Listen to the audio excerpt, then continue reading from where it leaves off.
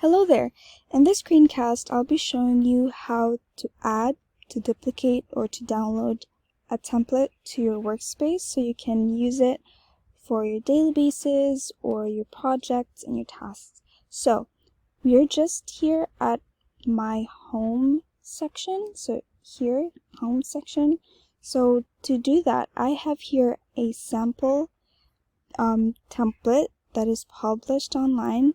So you can see here there are buttons on the upper right section. So you can see this duplicate icon here. So click that and then just wait for it to load up and just continue Notion in my browser.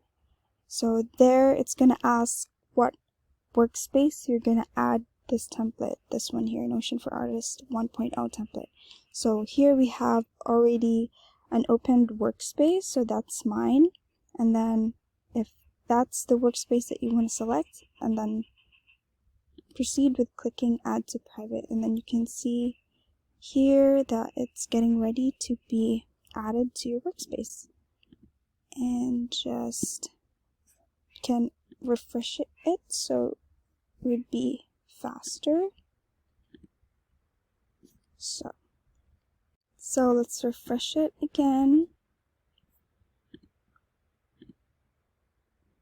And then there you have it. You have now Notion for Artist 1.0. So click that.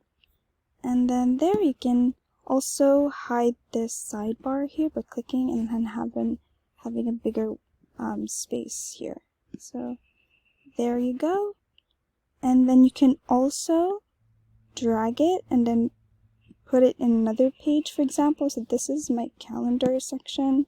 So if you want to add that, let's say drag that workspace to my calendar. So immediately it's going to add and you'll find it at the bottom.